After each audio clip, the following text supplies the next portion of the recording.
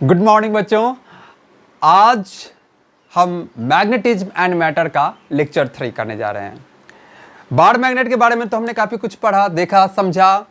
आज हम करेंगे अर्थ के मैग्नेटिक फील्ड के बारे में स्टडी करेंगे। ओके, तो बड़ी कॉमन सी बात है कि आप कंपास से डायरेक्शन पता कर लेते हो।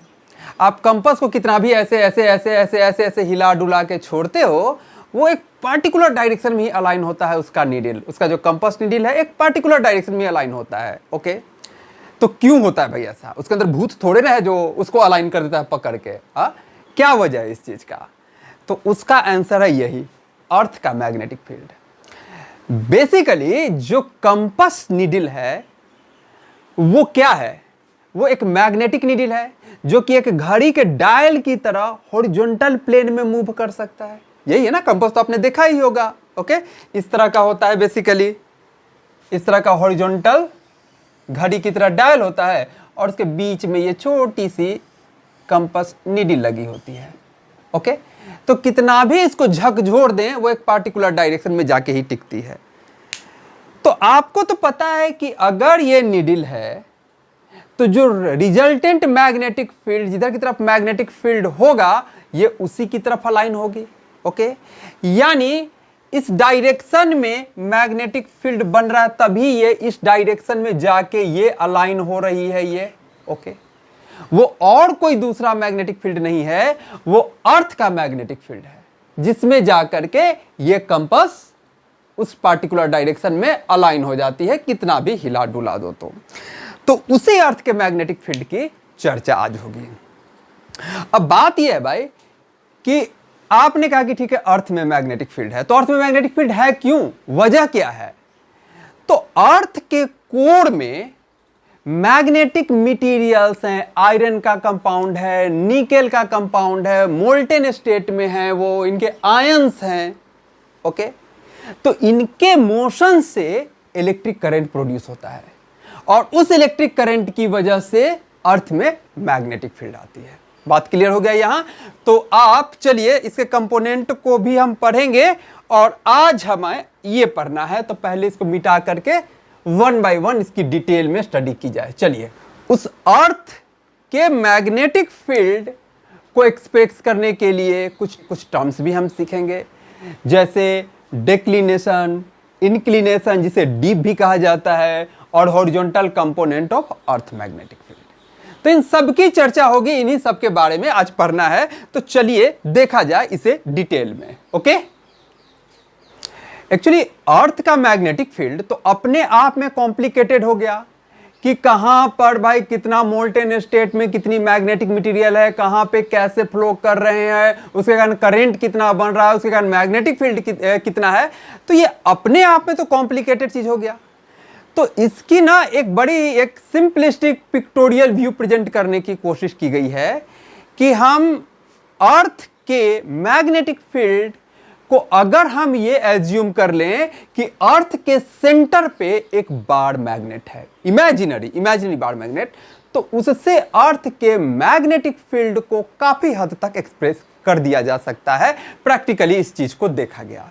तो हम यही एजम्पशन के साथ कि अर्थ की ओवरऑल मैग्नेटिक प्रॉपर्टी को अर्थ के सेंटर पे एक बार मैग्नेट है, उससे रिप्रेजेंट करते हुए देखेंगे। राइट? ओके, चलिए, तो यहां पर ये बना दिया हमने अर्थ।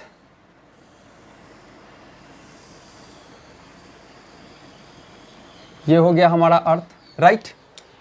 ये हो गई अर्थ, ये हो गया अर्थ का सेंटर, और ये हो गया इसका नॉर्थ पोल और इसका साउथ पोल। तो ये जो एक्सिस हो गई, ये हो गई हमारी कौन सी एक्सिस? Geographical axis. ओके, इसे हम बोलते हैं नॉर्थ पोल, पर जियोग्राफिक नॉर्थ है ये, जियोग्राफिक नॉर्थ। ओके, और इसे हम बोलते हैं साउथ। जियोग्राफिक नॉर्थ है, आप NG से दिखा दो। और ये पोल जो है साउथ पोल, जिसे हम बोलेंगे जियोग्राफिक साउथ। अब क्यों ऐसा बोलेंगे? क्योंकि एक और टर्म आएगा मैग्नेटिक, उस बार मैग्नेट के करस्पॉन्डिंग, इसलिए हम इसके अलग से इसे जियोग्राफिक नॉर्थ और ये हो गया साउथ जियोग्राफिक, ये पॉइंट। ओके, और ये हो गया अर्थ का सेंटर। जो अर्थ का जिस बाड़ मैग्नेट से हम रिप्रेजेंट कर रहे हैं, वो बाड़ मैग्नेट इस एक्सियल लाइन के अलोंग ना आकर के इससे थोड़ा सा टिल्टेड है। प्रैक्टिकली जो अर्थ के मैग्नेटिक फील्ड डिफरेंट जगहों पे आए, उसके आधार पे ये लगाया गया कि इसकी पोजीशन थोड़ी टिल्टेड मानी जा सकती है, और उस हिसाब से ये पॉइंट और ये पॉइंट उसका जो नॉर्थ है, मतलब इस मैग्नेट के हिसाब से, पहले हम एक बार मैग्नेट यहां रख लें, ये बन गई जी एक्सिस, राइट, और यहां पर ये बना देते हैं बार मैग्नेट, ये वाला इमेजिनरी, ये बार मैग्नेट, जिसका ध्यान रखना है, जिसका साउथ इधर है और नॉर्थ इधर है। यानी जिधर नॉर्थ आपके अर्थ के हिसाब से जो आप नॉर्थ पोल मान रहे हो, उस तरफ इस मैग्नेट का साउथ है। अभी क्लियर हो जाएगा, फर्दर अभी इसकी और चर्चा होगी। तो ये साउथ है, ये नॉर्थ है, राइट। अब ये जो इसकी एक्सिस, इस बार मैग्नेट की, इमेजिनरी बार मैग्नेट की एक्सिस अर्थ के सतह को, अर्थ के सरफेस को जहां जहां काट रही है, वो मेरे बनेंगे मैग्नेटिक पोल्स। ये जियोग्राफिक पोल हो गए और ये बनेंगे मैग्नेटिक। तो ये जियोग्राफिक नॉर्थ के हिसाब, ये हो गया मैग्नेटिक नॉर्थ, राइट। ये पॉइंट लिखेंगे हम एन, नॉर्थ तो है पर एम लगा दिया एब्रिविएशन दिखाने के लिए कि ये मैग्नेटिक है। तो ये हो गया मेरा magnetic, MAGNETIC, magnetic north, okay. और ये वाला पॉइंट हो गया मेरा, ये वाला point magnetic south, magnetic south, ये हो गया मैग्नेटिक साउथ। अब मैग्नेटिक साउथ को हम साउथ कहेंगे और नीचे एम लगा दिया, मैग्नेटिक साउथ। नॉर्थ कहेंगे, नीचे एम लगा दिया, मतलब मैग्नेटिक नॉर्थ, ओके। अब पाया गया कि इस एक्सिस, मतलब जियोग्राफिकल एक्सिस और इस मैग्नेटिक एक्सिस के बीच का जो एंगल है, ये वाला एंगल, ये वहां से यहां से टिल्ट मार दिए, कितने से, 11.3 डिग्री से, ओके। जिसके कारण ये पॉइंट जो अंटार्कटिक में है से खसक के पहुंच गई, ये कनाडा पहुंच गई। ये वाला पॉइंट अर्थ के सरफेस पे कनाडा में है, ओके। और ये पोल तो हम जानते हैं कि अंटार्कटिक में ये पाया जाता है, अंटार्कटिक में हमारा नॉर्थ पोल होता है, ओके, राइट। इसकी वजह से थोड़ा सा एक गड़बड़ भी आ जाता है। गड़बड़ क्या आ जाता है कि आपका जो कंपास बता रहा है वो इस नॉर्थ को बता रहा है, ओके, पर एक्चुअल में नॉर्थ ये है। तो थोड़ा सा वहां करेक्शन करना पड़ता है, और उसी को हम डेक्लिनेशन एंगल कहते हैं, जिसके बारे में हमने शुरू में कहा था कि हम डेक्लिनेशन, इंक्लिनेशन, इन सब चीजों को एक एक करके पढ़ेंगे, ओके। अब इससे आप ध्यान, ये चीज फिर से देखिए एक बार, ये जो साउथ है, ये इस मैग्नेटिक बाड़ का जो अर्थ के सेंटर पे हम इमेजिन कर रहे हैं, उसका ऊपर में साउथ है, पर ऊपर वाला ये पॉइंट, इस पोल को हम कहते हैं नॉर्थ पोल। एक्चुअली ये जो नोमेनक्लेचर है वो इस आधार पे है कि इसकी जो मैग्नेटिक फील्ड लाइंस बनेगी, उस लाइंस में अगर हम यहाँ पर फ्रीली हैंगिंग मैग्नेट रखें तो उसका नॉर्थ किधर को पॉइंट करेगा, वो जिधर को पॉइंट करेगा उसे हम नॉर्थ कह देंगे।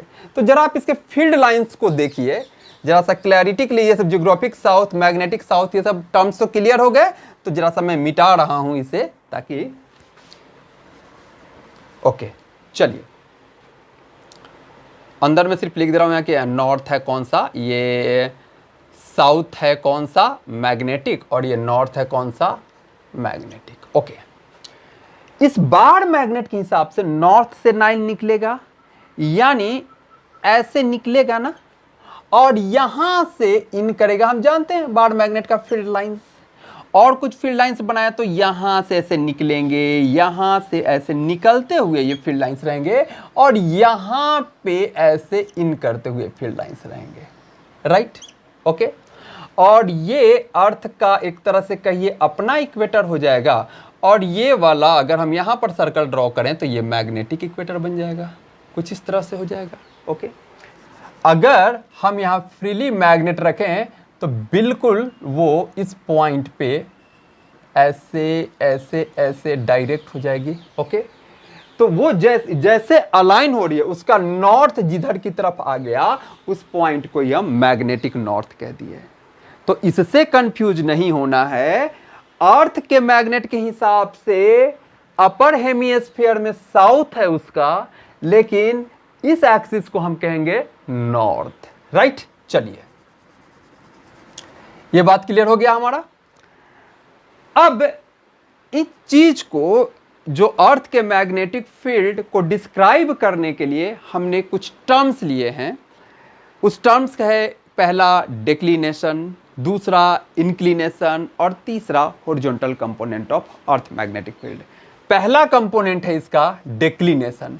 तो 1 by 1 करके देखें। पहले हम देखें कि डिक्लिनेशन या इसी को मैग्नेटिक डिक्लिनेशन कह देता है, क्या होता है ये चीज जरा सा देखिए। एक और पिक्चर से इसकी आपको फर्दर क्लैरिटी होगी। देखिए,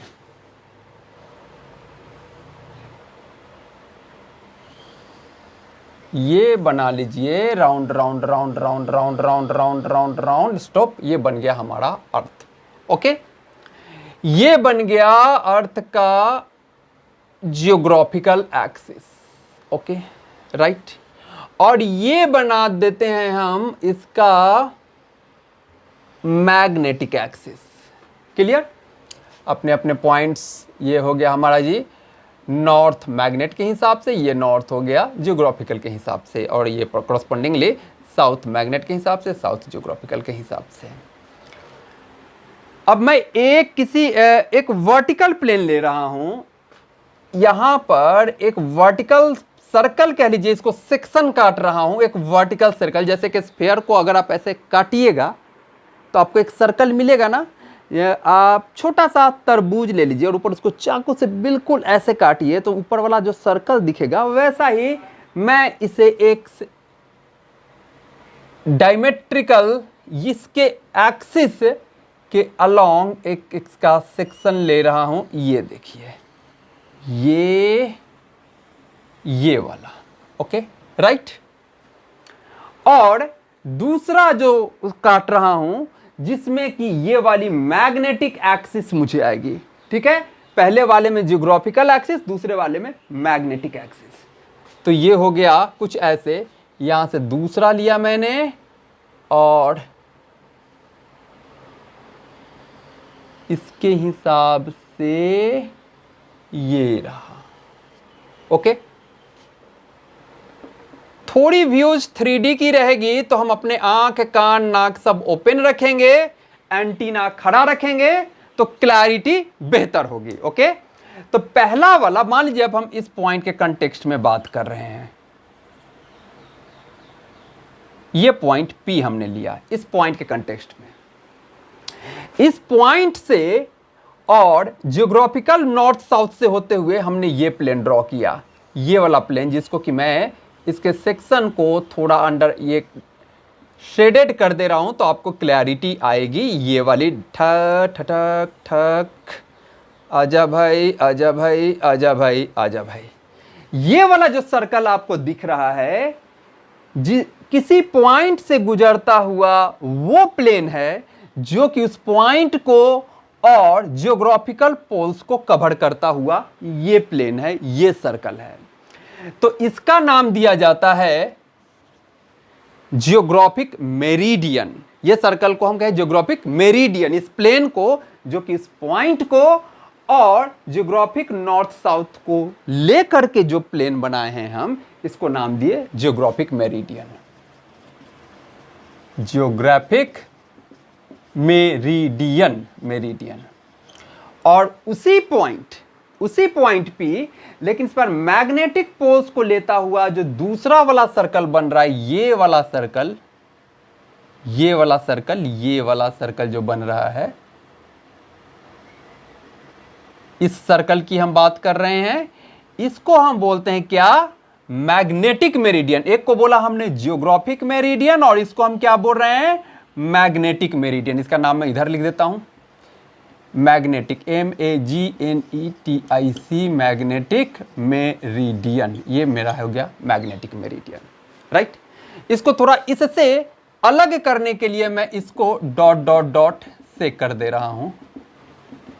तो दूसरा सर्कल वो प्लेन है जो वो पॉइंट और मैग्नेटिक नॉर्थ मैग्नेटिक साउथ को मिला करके 3 पॉइंट इनको मिला करके जो एक प्लेन बना, उसका नाम हमने दे दिया मैग्नेटिक मेरिडियन।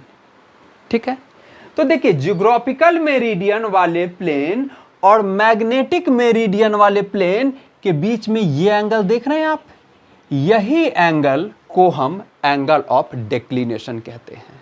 राइट, ये कुछ अगर आप इसको ऐसे समझिए कि ये किताब है, ये बुक है, ये कॉमन पॉइंट P है और ये इस तरफ का एक प्लेन हो गया, ये एक प्लेन हो गया और उसी कॉमन पॉइंट P से ये दूसरा प्लेन बना, तो उन दोनों के बीच के हम इस तरह के एंगल कुछ बन रहा है। राइट, इस तरह का कुछ एंगल बन रहा है। ओके, अब इसको आप फर्दर क्लैरिटी के लिए ये समझ सकते हैं कि अगर ये प्लेन कर्व टाइप का आपको दिख रहा है तो एक स्ट्रेट रेक्टेंगुलर प्लेन लेके हम इसे फर्दर समझ सकते हैं। चलिए मैं इस वाले फिगर को मिटाता हूं। देखिए आप ये इस पिक्चर में ये जो सर्कल है, सर्कुलर प्लेन ये है, यहां से मैं एक रेक्टेंगुलर टाइप का प्लेन बना दे रहा हूं ताकि लाइन से सीधी सीधी रहे और हमें और अच्छी क्लैरिटी आई। तो मैं यहां से एक रेक्टेंगल ऐसे इस प्लेन में से ले रहा हूं। एक्चुअली मुझे तो दोनों प्लेन के बीच का एंगल लेना है ना, तो सर्कल में ही, इसी प्लेन में ही मैं एक दूसरा रेक्टेंगुलर प्लेन निकाल ले रहा हूं।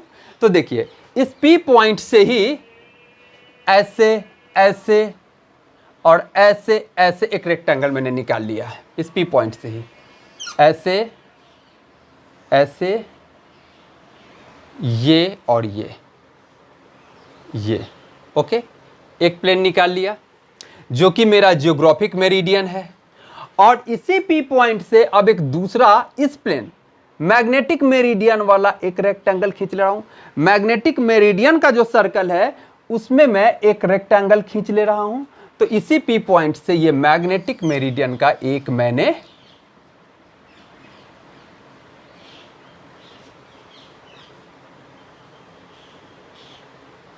ओके, तो ये P इसको नाम दे दिया, मान लो कुछ P, मैग्नेटिक वाले को PQ R और S कह दिया और जियोग्राफिक वाले को PQ dash R dash S कह दिया। तो ये देखिए उसी किताब को जो खोल के अभी दिखाए थे, तो ये जो एंगल बना यही एंगल हो गया डिक्लिनेशन। राइट, तो डिक्लिनेशन को अगर आप डेफिनेशन देना चाहें तो डेफिनेशन में कह सकते हैं कि भाई डिक्लिनेशन है क्या, डिक्लिनेशन है क्या। तो आप कहेंगे सीधा क्या, angle between magnetic meridian and geographic meridian. Angle between क्या, geographic meridian and magnetic meridian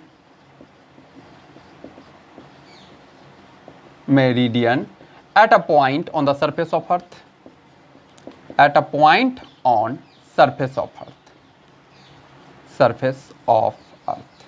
okay okay, अब एक चीज और, यहां से मान लो इस पॉइंट की हम बात कर रहे हैं, नॉर्थ, ट्रू नॉर्थ इस डायरेक्शन में है, पर यहां से मैग्नेटिक नॉर्थ इस डायरेक्शन में है।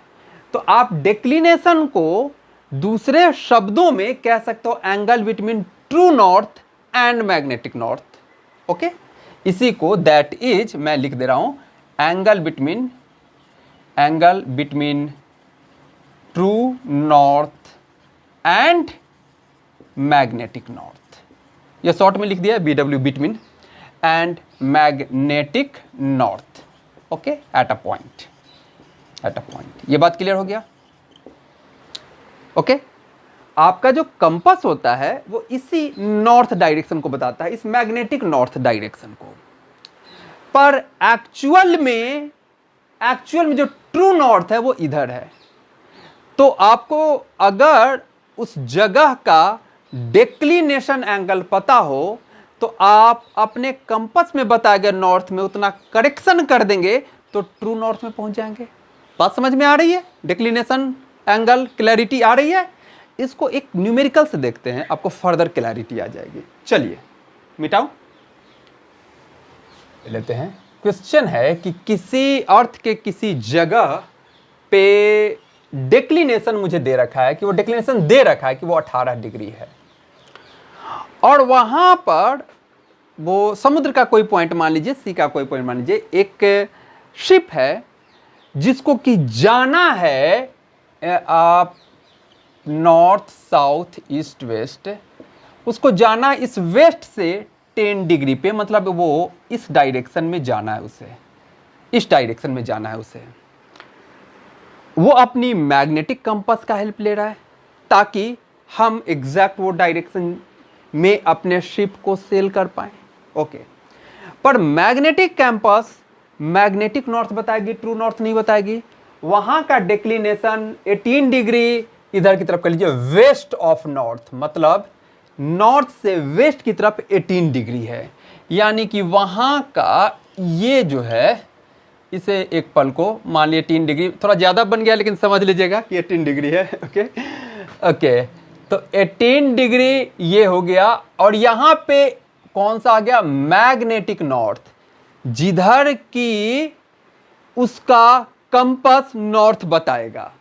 ओके, तो क्वेश्चन ये है कि in which direction should he sail, कि वो 10 डिग्री साउथ ऑफ वेस्ट पहुंच पाए, उसको एक्चुअली इस डायरेक्शन में जाना है।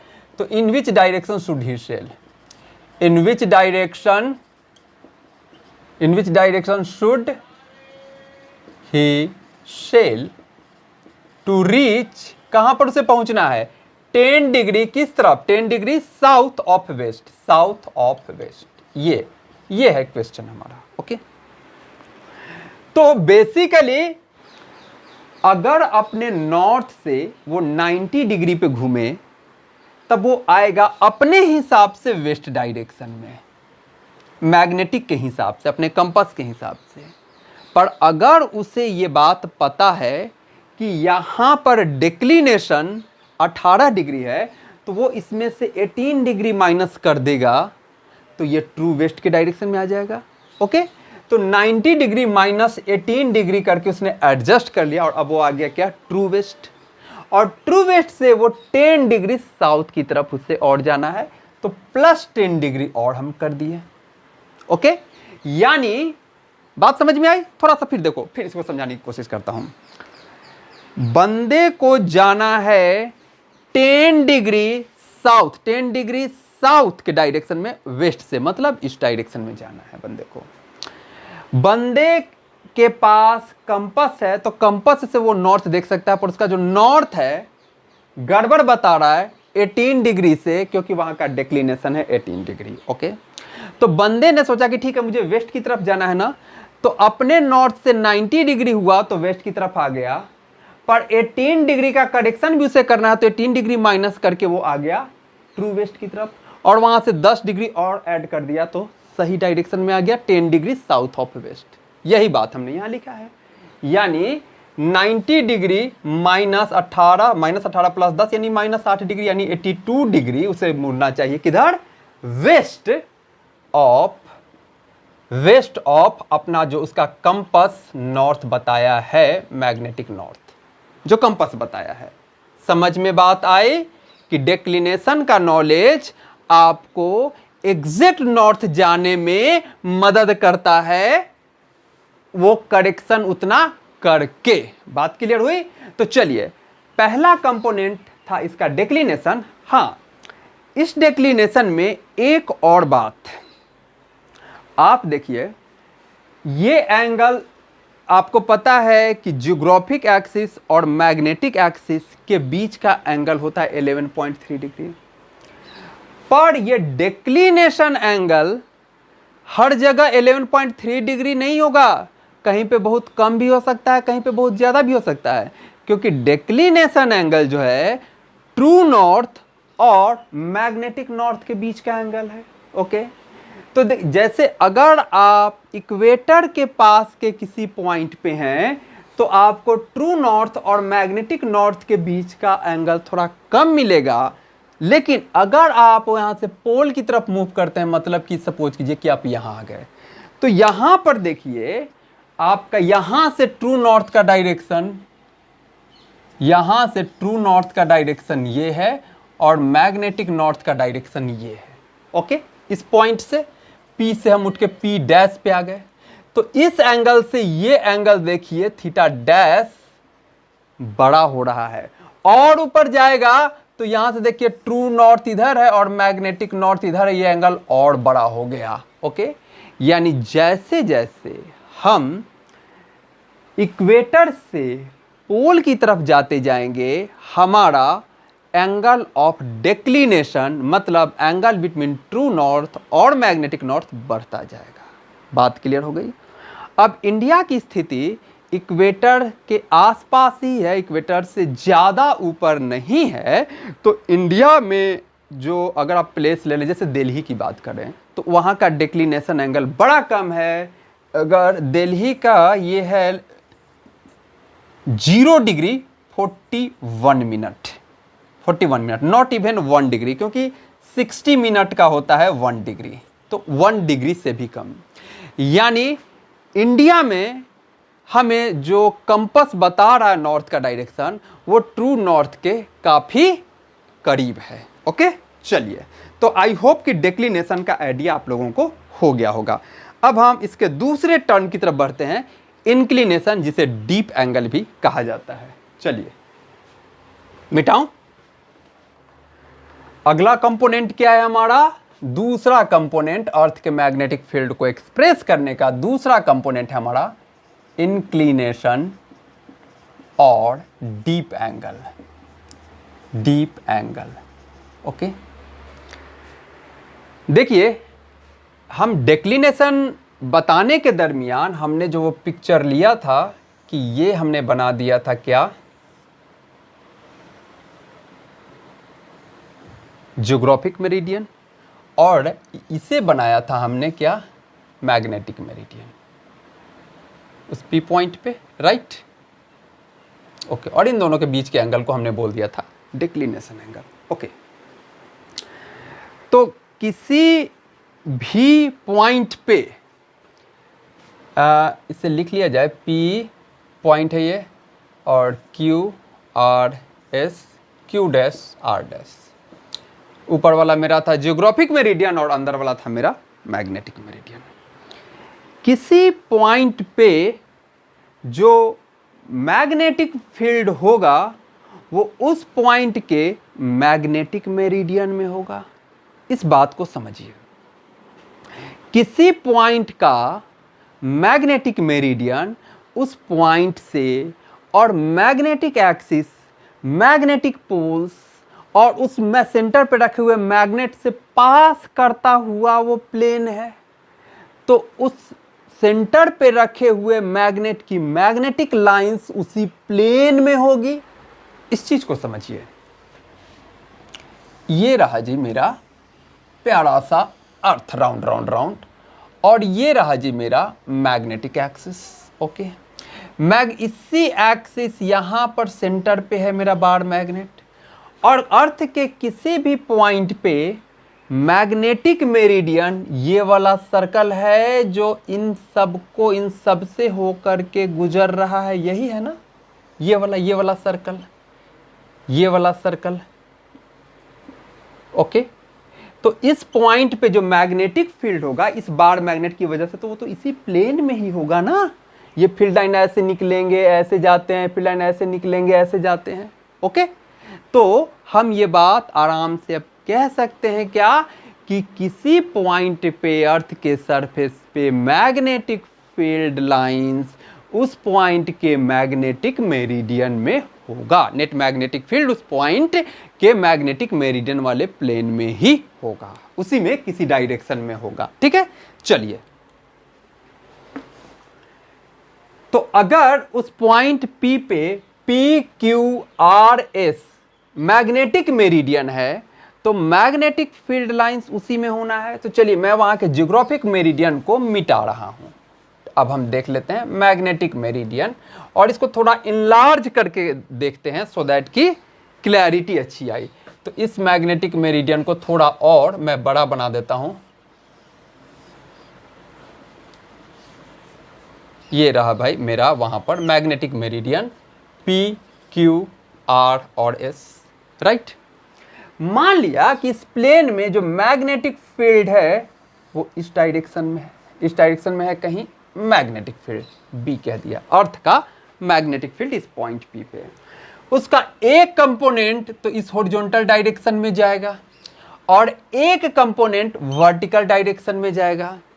जो हॉरिजॉन्टल डायरेक्शन में जाएगा वो पोल की तरफ पॉइंट करेगा, मैग्नेटिक नॉर्थ की तरफ पॉइंट करेगा, और जो वर्टिकल डायरेक्शन में जाएगा वो वहां के सेंटर की तरफ पॉइंट करेगा। इस चीज को इस पिक्चर से समझिए जरा।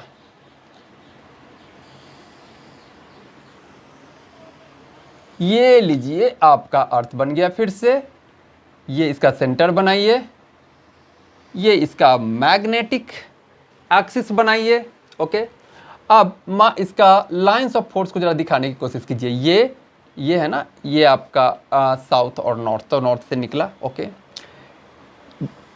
ये इन करा, यहाँ से ऐसे ऐसे निकल रहा है, और लाइंस ले लेते हैं ये। ओके, अब जरा इस पॉइंट को देखिए, इस पॉइंट P, मान लीजिए कि यहां पर वाला ये वाला पॉइंट है। इस पे जो अर्थ का जो मैग्नेटिक लाइंस आ रहा है यहां, उसका यहां पर डायरेक्शन देखिए बन रहा है ऐसे, ये डायरेक्शन। ओके, आप देख रहे होंगे कि इसका एक कंपोनेंट तो इधर डायरेक्ट कर रहा है जिधर नॉर्थ है, और दूसरा कंपोनेंट ये वर्टिकल डायरेक्शन में जो यहां पर अर्थ के सेंटर की रेडियल लाइन है, जिसे इस पॉइंट पे हम वर्टिकल डायरेक्शन कह देते हैं। ओके, तो वही बात हम कह रहे हैं कि कहीं पे मैग्नेटिक फील्ड B है तो उसका एक कंपोनेंट किधर जा रहा है, मैग्नेटिक नॉर्थ की तरफ, जिसे हम कह देंगे हॉरिजॉन्टल कंपोनेंट। वो अर्थ के सरफेस पे टेंजेंशियल है, तो इसे हम कह देंगे क्या, हॉरिजॉन्टल कंपोनेंट, अर्थ के मैग्नेटिक फील्ड का हॉरिजॉन्टल कंपोनेंट। ओके, और दूसरा जो रेडियली डायरेक्ट है, जो अर्थ के सेंटर की तरफ जा रहा है, ग्रेविटी की तरफ जा रहा है, वर्टिकल डायरेक्शन में जा रहा है, उसको हम कहेंगे vertical component of earth magnetic field. Okay, तो इसके हॉरिजॉन्टल डायरेक्शन से ये जितना एंगल बना रहा है, ये वाली एंगल की बात कर रहे हैं, समझ गए। इसके टेंजेंशियल यानी हॉरिजॉन्टल डायरेक्शन से, इस डायरेक्शन से ये मैग्नेटिक फील्ड जितना एंगल बना रहा है, ये एंगल को हम कहते हैं एंगल ऑफ डीप उस जगह का। ओके, डेल्टा मेरा बन गया एंगल ऑफ डीप। तो एंगल ऑफ डीप को हम डिफाइन कैसे कर सकते हैं, हम कह सकते हैं angle made by the magnetic field line from horizontal.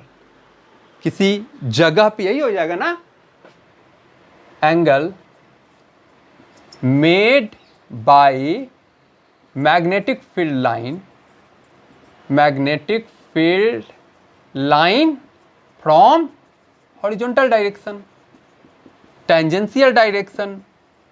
ये हो गया उस जगह का डीप एंगल। ओके, बात क्लियर। अब इसमें जरा देखिए, इसको जरा सीधा करके अगर देखिए आप इस पिक्चर को, तो इसका ये डेल्टा है, ये एंगल डेल्टा, तो और इसे आप कह रहे हो BH और इसे आप कह रहे हो BV, तो tan of delta, tan of वहां का dip angle is equal to ये कंपोनेंट बाय ये कंपोनेंट, परपेंडिकुलर ओवर बेस। हम BV बाई BH लिख सकते हैं। क्लियर, बात clear. tan delta is equal to BV by BH। Okay, या BH को हम B का cos डेल्टा कह सकते हैं। ये एक वेक्टर का horizontal component B cos delta, vertical component B sin delta, tan delta BV by BH। Okay, अब इसी पे एक छोटा सा न्यूमेरिकल देखा जाए। ओके, मिटाऊं क्वेश्चन मैं दे दूं कि किसी जगह पे आपको जो हॉरिजॉन्टल कंपोनेंट है वो है 60 माइक्रो टेस्ला। अर्थ का लगभग इसी ऑर्डर में होता है, गॉस में होता है 10⁻⁵, ऑर्डर में होता है 6 × 10⁻⁵। ओके, और वहां का मुझे डीप एंगल पता है कि भाई वो है 30 डिग्री। तो आपसे पूछ दे कि भाई यहां पर वर्टिकल कंपोनेंट कितना है और टोटल मैग्नेटिक फील्ड कितना है। सिंपल, क्या कर देंगे, हम कहेंगे कि tan डेल्टा इजकल टू होता है ना जी BV/BH, और आप BH दे रखे हो, डेल्टा भी दे रखे हो, तो BV को हमने कह दिया कि BH × tan delta, right. BH आप 60 माइक्रो टेस्ला माइक्रो में ही रहने देते हैं ताकि BV भी माइक्रो में ही आ जाएगा, और इंटू tan 30 डिग्री, कितना होता है tan 30 डिग्री 1/√3, तो 60 × 1/√3। ओके, अब नीचे अगर √3 को हम 1.732 लिखें तो ये कैलकुलेशन करना थोड़ा टेढ़ा हो जाएगा, तो थोड़ा सा इसको हम ऊपर नीचे √3 से मल्टीप्लाई कर दें तो कम से कम नीचे वाला √3 मल्टीप्लाई होकर 3 बन जाएगा, तो थोड़ा सिंपल हो जाएगा। न्यूमरेटर में हैंडल करना आसान है, डेनोमिनेटर में बड़े टर्म्स को हैंडल करना थोड़ा मुश्किल है, तो इसीलिए हमने इसे थोड़ा अरेंज कर लिया, ये काम कर दिया। ओके, ये √3 मिलके क्या हो गया 3 और 3 20 20। ओके, 60 कट गया, तो 20 × √3 को हमने लिख दिया 1.732। ओके, यानी 17.3 × 2, और ये हो गया 34.6। माइक्रो में ही रहने दिया था ना, तो ये आंसर मेरा माइक्रो टेस्ला में आ गया। तो पहला पार्ट तो आ गया कि ये जी हो गया मेरा 34.6 आ गया। ओके, अब रिजल्टेंट निकालना है, तो रिजल्टेंट क्या हो जाएगा, √BH का स्क्वायर प्लस BV का स्क्वायर कर दिया जाए। चलिए, अब नेट वहां B की बात हो रही है, तो नेट B कितना हो जाएगा वहां, √ हॉरिजॉन्टल दे रखा था, वर्टिकल आपने निकाल लिया। हॉरिजॉन्टल दे रखा था 60 माइक्रो टेस्ला का स्क्वायर प्लस वर्टिकल आ गया आपको 34.6 माइक्रो टेस्ला का स्क्वायर। माइक्रो टेस्ला में ही रहने देते हैं, आंसर फिर माइक्रो टेस्ला में ही आएगा। तो 60 का तो रूट हो गया सीधा सीधी कितना 3600, और 34.6 का, तो यहां से अगर आपको स्क्वायर याद है कुछ, तो 34 का स्क्वायर होता है 1156 और 35 का स्क्वायर होता है 1225, नहीं भी याद है तो गुना कर लेंगे, ठीक है। तो 1156 और 1225 और 34 के आधे से ज्यादा है, यानी ये लगभग 1190-95 के आसपास ये फिगर बनेगा। तो 1100 या लगभग 1200 भी ले लें तो कोई खास से एरर नहीं आएगा। 1225 है ना, हाँ 1200 में सही रहेगा। तो अब ये रूट के अंदर कितना हो गया 36 10 46 2 48 4800। अब 70 का स्क्वायर, 7 का स्क्वायर कितना होता है 49, तो 70 का स्क्वायर कितना बन जाएगा 4900, पर है यहाँ 4800। ओके, तो और थोड़ा ही सा कम है, ये 4800 है, ये 4900। अब आप देख लीजिए अंदाजा लेने के लिए 60 का स्क्वायर कितना है 3600, तो 3600 से तो ये काफी दूर है ना, 3600 और 4900 के बीच में, मतलब 60 और 70 के बीच में आएगा इसका स्क्वायर रूट, पर 4900 के बिल्कुल पास है 4800, तो हम इसे रफली 68.5 69 इस तरह से वैल्यू ले सकते हैं। अगर एग्जैक्ट निकालना हो तो आप एग्जैक्ट निकाल लीजिए, और रफली अगर आंसर दूर दूर हैं तो अंदाजा ले सकते हैं, ठीक है। तो इसका मोटा मोटी हो जाएगा 69 micro Tesla. Clear. Horizontal component, vertical component निकालना था, वो आ गया मेरा 34.6 माइक्रो टेस्ला, और टोटल निकालना था तो आ गया 69 माइक्रो टेस्ला। हॉरिजॉन्टल दे रखा था 60 माइक्रो टेस्ला। चलिए आगे बढ़ा जाए, आगे बढ़िए, मिटाऊं। यहां पर एक छोटा सा चीज और देख लीजिए, अगर आप नॉर्दर्न हेमिस्फीयर की बात करें तो आप देख रहे होंगे कि रिजल्टेंट मैग्नेटिक फील्ड आपका हॉरिजॉन्टल डायरेक्शन से नीचे डिप कर रहा है। रिजल्टेंट ये बी आपका हॉरिजॉन्टल डायरेक्शन से डीप कर रहा है इतने एंगल से, जिसे आप डीप एंगल बोले। तो जब ऐसे हॉरिजॉन्टल से डीप करे तब हम डीप एंगल पॉजिटिव लेते हैं, यानी पूरे के पूरे नॉर्दर्न हेमिस्फीयर में वो डीप करेगा क्योंकि यहाँ से फील्ड आएगा और यहाँ घुसेगा। तो नॉर्दर्न हेमीस्फीयर में डीप एंगल आपका पॉजिटिव आएगा और साउदर्न हेमिस्फीयर में जहां निकल रहे हैं वहां पर आपका डीप एंगल नेगेटिव आएगा। ओके, तो ऐसा भी दे सकता है कि 2 पॉइंट ए और बी हैं। ए का अर्थ के सरफेस पे 2 पॉइंट ए और बी हैं।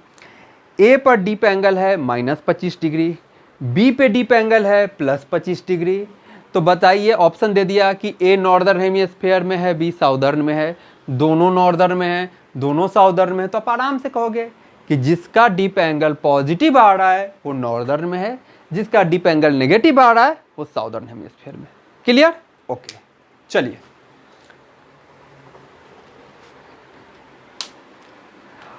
अब आपको पता है ये बात कि मैग्नेटिक मेरिडियन हम उस प्लेन को कहते हैं किसी पॉइंट पे जो उस पॉइंट और मैग्नेटिक पोल्स से होके गुजरता है, उसको हम मैग्नेटिक मेरिडियन कहते हैं।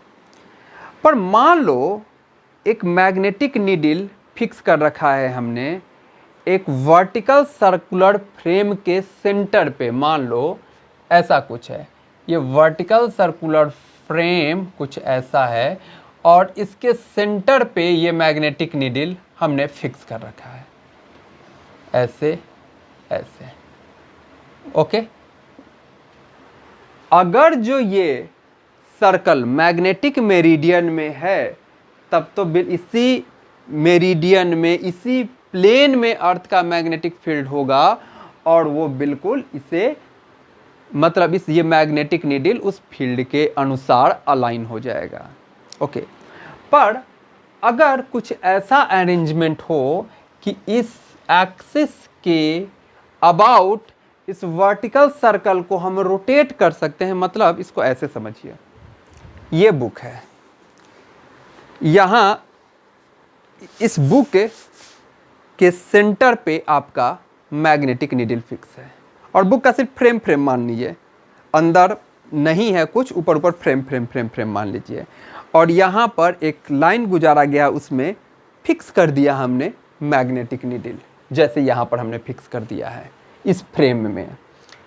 अब उसको, अभी ये ट्रू मैग्नेटिक मेरिडियन है, मतलब वही प्लेन है जो उस पॉइंट पे अर्थ का मेरिडियन है।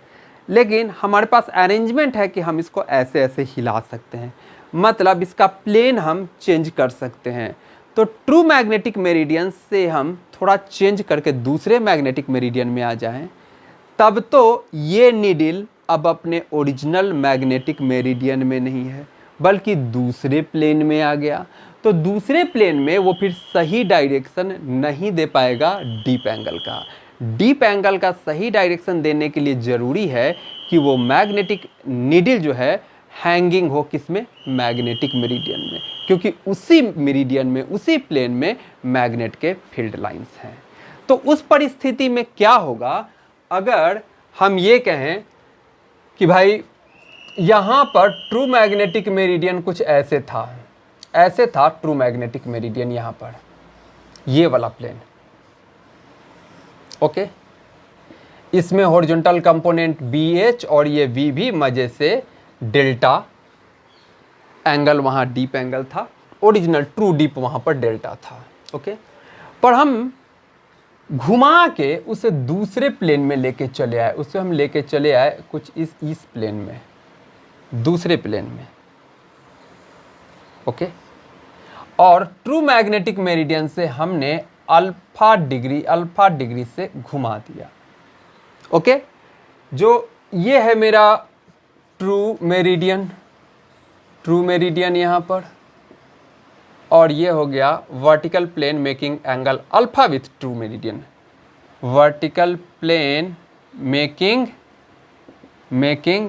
Angle alpha with true meridian. Clear?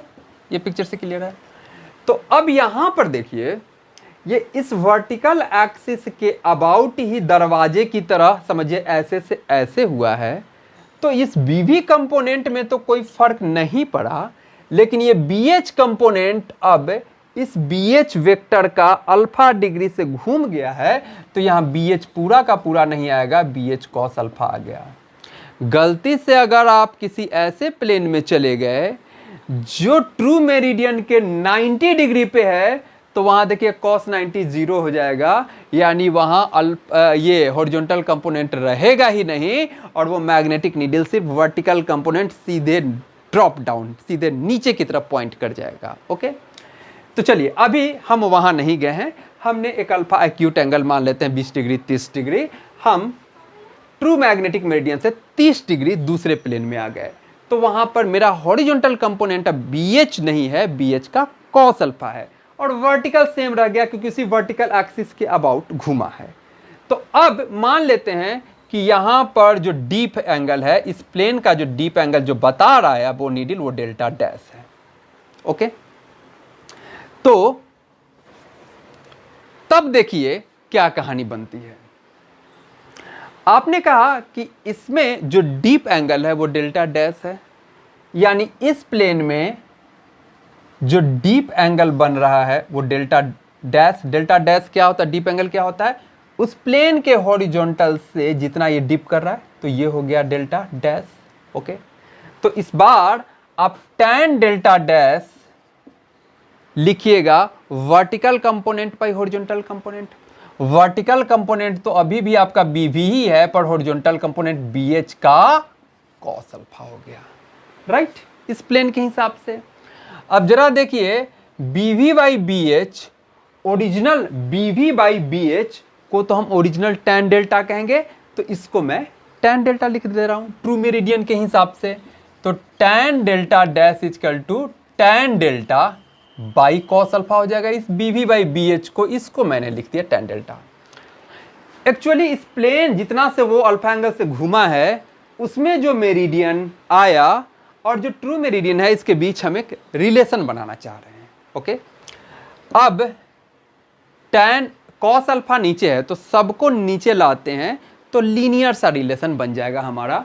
हमने इसे कह दिया 1 बाई कॉट डेल्टा डैश और इससे कह दिया 1 by cot delta cos alpha. ऊपर में 1 1 है तो नीचे वाले भी, ऊपर वाले बराबर हैं तो नीचे वाले भी बराबर होंगे, यानी कॉट डेल्टा डैश को हम लिखेंगे कॉट डेल्टा cos अल्फा। ये रिलेशन बन गया। बात क्लियर? जहां अल्फा ट्रू मैग्नेटिक मीडियन से कितने एंगल पे आपका अभी का प्लेन है, वर्टिकल प्लेन, डेल्टा डैश उस वर्टिकल प्लेन में डीप कितना बता रहा है और डेल्टा उस जगह का ट्रू डीप कितना है। एक एग्जांपल ले लिया जाए। मान लीजिए क्वेश्चन हम ले लें कि अल्फा यानी कि कितने एंगल पे वो मेरा वर्टिकल प्लेन है 30 डिग्री और उसमें डेल्टा डैश मुझे बता रहा है 45 डिग्री, 45 डिग्री। तो बताइए वहाँ का ट्रू डीप क्या है, राइट। अब हम कर दें cot delta dash, cot 45 degree equal to cot delta into cos alpha cos 30 degree, और कॉस 30 डिग्री का मतलब हो गया sine 60 degree, that is √3/2। Okay, तो यहाँ से मुझे मिल गया cot 45 1, tan 45 1, cot 45 1, cot delta वहाँ का तो डेल्टा निकालना ही है, और कॉस 60 मतलब साइन कॉस 30 मतलब साइन 60 √3/2। ओके, इस कॉट डेल्टा को मैं इधर लाता हूँ ताकि 1 by cot delta tan delta बन जाए। तो ये हो गया 1 by cot delta is equal to √3/2 और ये बन गया मेरा tan delta is equal to √3/2। Okay, tan delta √3/2। तो जरा देखिए रफली, अब ऐसे तो कुछ नहीं दिया हुआ है, हमने इसे लिख दिया कि tan इनवर्स √3/2। और अगर आप अंदाजा लेना चाहें एक, तो ये √3 होता है 1.732/2, यानी ये वैल्यू आपका लेस देन 1 होगा। अगर ऊपर 2 रहता तो 2/2 1 होता, 2 से ये कम है तो लेस देन 1 होगा, यानी ये एंगल आपका जो डेल्टा है वहाँ का ट्रू डीप वो लेस देन 45 डिग्री होगा। और होना भी चाहिए, कारण 45 डिग्री वहाँ का एपरेंट डीप है और एपरेंट डीप वाले केस में हॉरिजॉन्टल कंपोनेंट कम हो जाता है। इस BH का सिर्फ कॉस ही कंपोनेंट है, पूरा का पूरा BH तो है नहीं।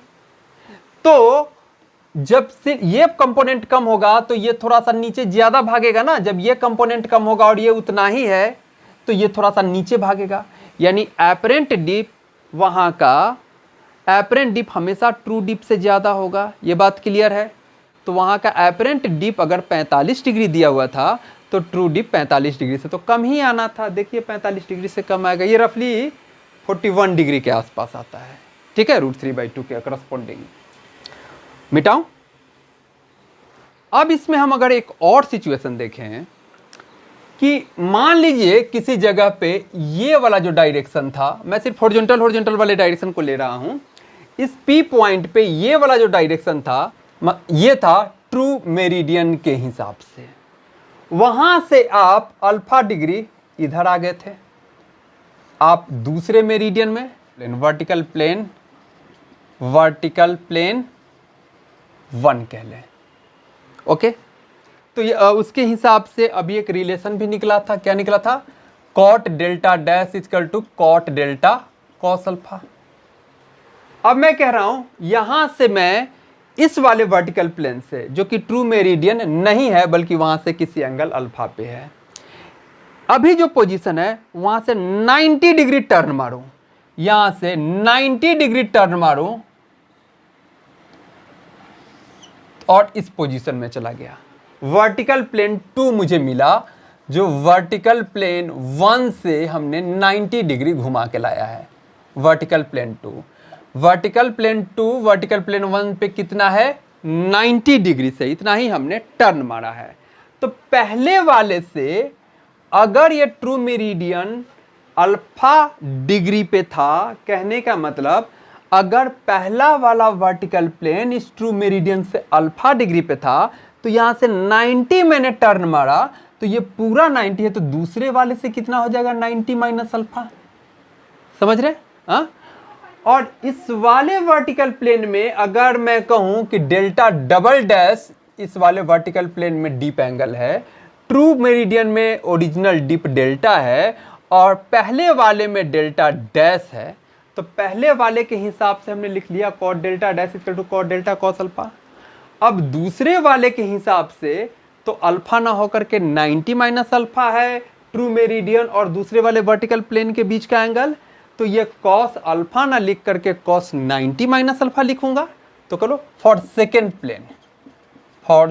प्लेन जो कि विथ 90 डिग्री पे है फ्रॉम फर्स्ट प्लेन। तो यहां ये अल्फा डैश हो गया जो कि 90 माइनस अल्फा बन गया इस एंगल को। ओके, तो कॉट डेल्टा डबल डैश, इसके लिए अगर हम ये रिलेशन लिखना चाहें तो कॉट डेल्टा और कॉस अल्फा की जगह 90 माइनस अल्फा लिखूंगा। क्लियर? और cos 90 minus alpha sine alpha. Cot delta dash equal to cot delta sine alpha. Actually हम इन दोनों प्लेन में जो डीप एंगल है उसका रिलेशन इस ट्रू मेरिडियन में जो डीप है उससे निकालना चाह रहे हैं, अगर ये दोनों प्लेन 90 डिग्री पे हो तो। ओके, मतलब हम एक डेल्टा डैश और डेल्टा डबल डैश में रिलेशन लाना चाह रहे हैं, तो मुझे ये अल्फा नहीं चाहिए, मुझे सिर्फ डीप का रिलेशन लाना है। तो दोनों को मैं स्क्वायर करके ऐड कर दूंगा इक्वेशन 1 इक्वेशन 2 को, तो cos square alpha plus sign square alpha बन के 1 खत्म हो जाएगा और delta dash delta double dash में रिलेशन आ जाएगा। ठीक है, स्क्वायरिंग एंड एडिंग क्लियर हुआ? ऐसा क्यों कर रहे हैं? स्क्वायरिंग एंड एडिंग किसको 1 and 2 कीजिए। Cot square delta dash plus cot square delta double dash is equal to cot square delta cos square alpha plus cot square delta sine square alpha. जानबूझ के यही काम के लिए किए थे ना ये, ताकि कॉस स्क्वायर अल्फा और साइन स्क्वायर अल्फा इकट्ठे आ जाएं और 1 बन के चले जाएं अपने घर। तो रिलेशन क्या आ गया?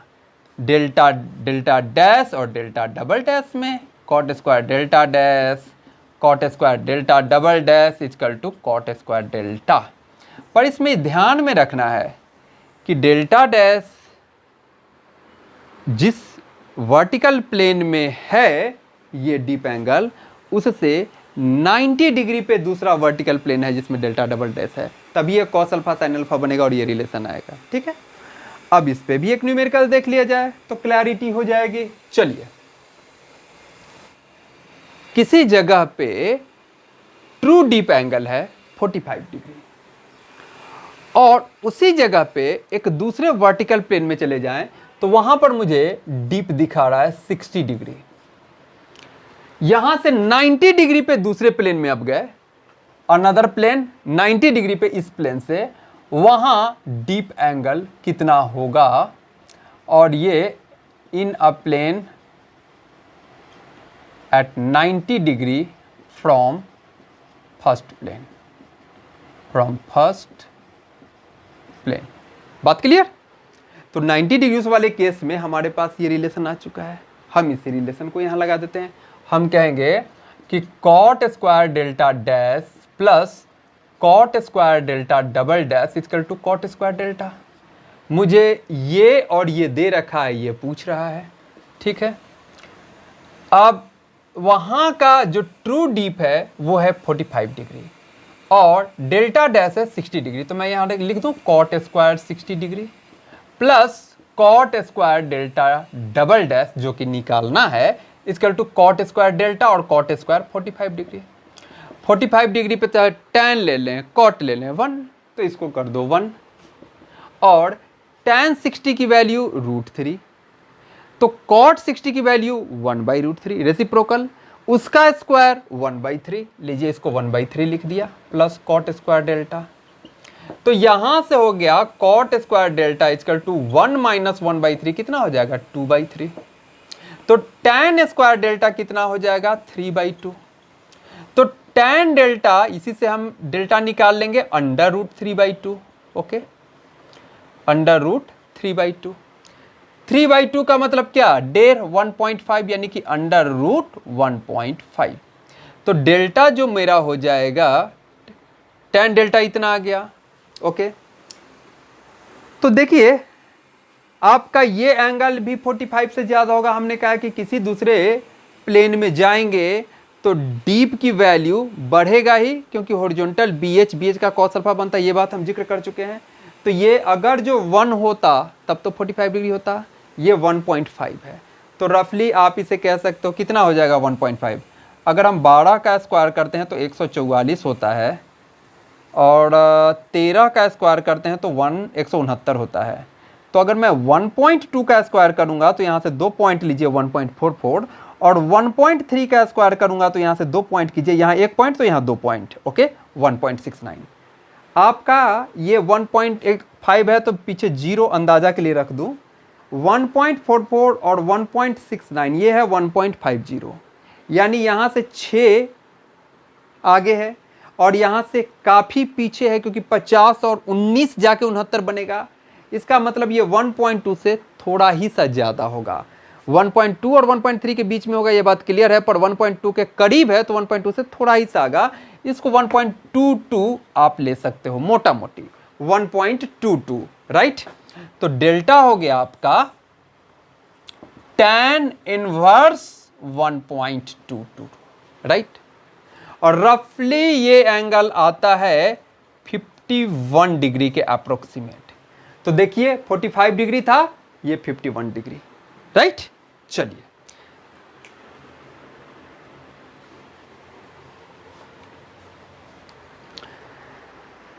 तो तीनों कंपोनेंट को हमने बारी बारी से समझा। क्या क्या, डेक्लिनेशन, इंक्लिनेशन या डीप और horizontal component of earth magnetic field, right. अब छोटी छोटी एक दो बातें और देख लें इसमें। हमारा जो मैग्नेटिक कंपास है वो नॉर्थ डायरेक्शन बताता है, ओके। मैग्नेटिक कंपास और मैग्नेटिक नीडल में क्या अंतर है? मैग्नेटिक कंपास आपको घड़ी के डायल की तरह होता है और उसके बीच में नीडल होता है, जो कि सिर्फ हॉरिजॉन्टली ऐसे हॉरिजॉन्टल प्लेन में ही घूम सकता है, वो डीप डाउन नहीं हो सकता। यानी आपका जो कंपास है वो BH बीवी से उसको कोई मतलब नहीं है, वर्टिकल कंपोनेंट से कोई मतलब नहीं है, क्योंकि वो डायल को छेद करके ऐसे अंदर नहीं चला जाएगा, तो वो सिर्फ बीएच का डायरेक्शन के अलोंग रहता है। तो और बीएच का डायरेक्शन कौन सा डायरेक्शन होता है, जो नॉर्थ की तरफ, जो सरफेस पर वाला टेंजेंशियल कंपोनेंट होता है, जो नॉर्थ के अलोंग, नॉर्थ पोल के अलोंग डायरेक्ट होता है। तो आपका ये कंपास क्या बताता है, नॉर्थ डायरेक्शन। और किधर डायरेक्ट होता है, horizontal component of earth magnetic field की तरफ। बात क्लियर हो गई। और अगर फ्रीली हैंगिंग मैग्नेटिक नीडल होता तो वो बीएच इधर है और बीवी इधर है, रिजल्टेंट इधर है, तो वो ये डायरेक्शन में, ऐसे ये डायरेक्शन में आता। और कंपास है तो नीचे नहीं हो सकता, तो ऐसे इस डायरेक्शन में। क्लियर, बात क्लियर हो गया। कंपास में और फ्रीली हैंगिंग मैग्नेटिक नीडल में अंतर। तो चलिए, ये बातें थी अर्थ के मैग्नेटिक फील्ड की। आई होप कि ये सब टर्म्स, अर्थ के मैग्नेटिक फील्ड का एक्सप्रेशन, डिक्लिनेशन, इंक्लिनेशन, ये सब चीजें आपको क्लियर हो गई होगी। थोड़ा प्रैक्टिस कीजिएगा, बातें और ज्यादा स्पष्ट हो जाएंगी। Thank you.